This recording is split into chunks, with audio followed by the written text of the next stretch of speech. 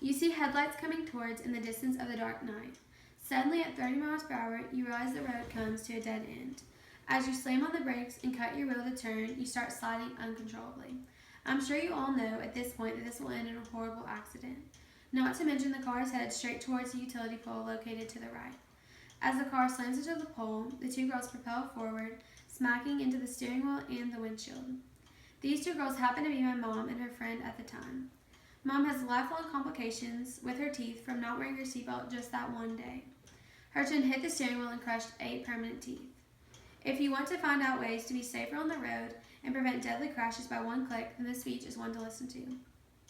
I personally have the story of my mom who didn't wear her seatbelt to show me that it is extremely important to wear one in all circumstances. First, I will discuss how wearing a seatbelt can save your life. Second, I will discuss how airbags can't do much without your seatbelt. And lastly, I will discuss why it's the law. No matter where you're going, there's someone waiting for you, so it is your job to make it there alive. According to the National Highway Traffic Safety Administration, the NHTSA, more than 15,000 lives are saved each year in the United States because drivers and their passengers were wearing seatbelts when they were involved in an accident.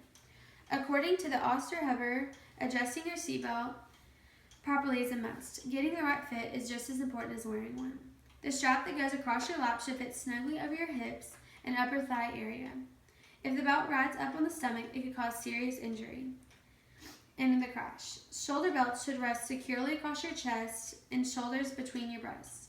Don't ever let the strap fall across your neck or face, and never place the strap under your arms or behind your back. Any one of these positions can cause serious injury.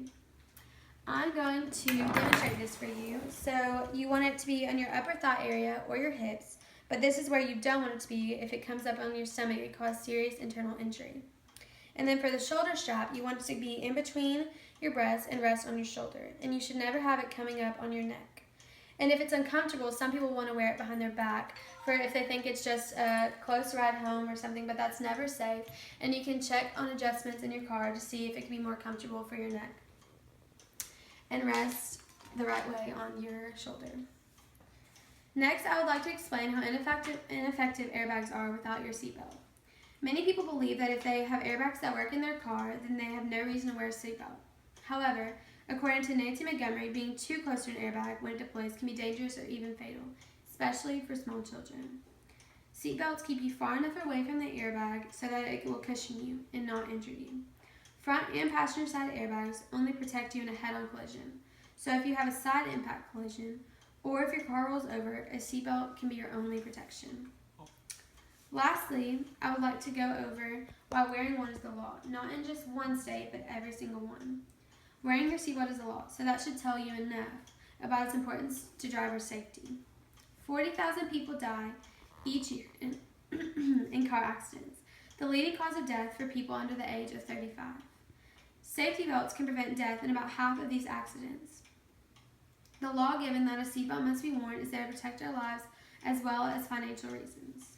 According to volunteer medical technician Matt, people who don't wear seatbelts and get involved in motor vehicle collisions tend overwhelmingly to be uninsured. So now, the cost of medical care will be passed on to us in terms of higher insurance premiums.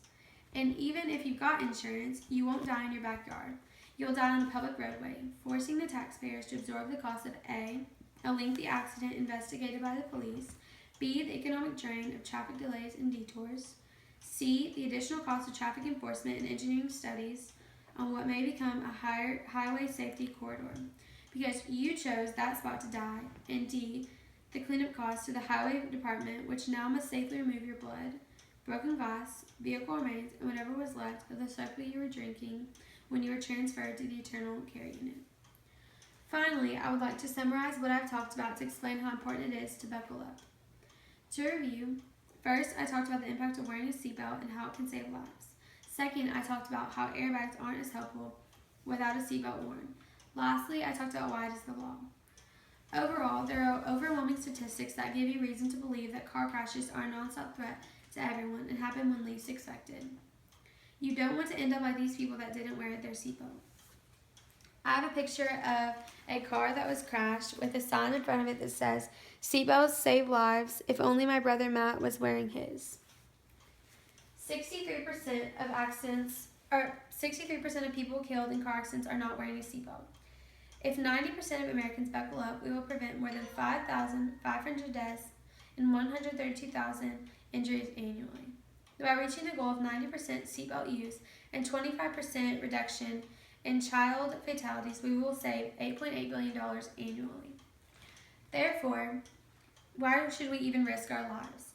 Whether going 5 minutes to a gas station or 20 hours cross country, we all have something to live for, and like the old saying says, you better be safe than sorry.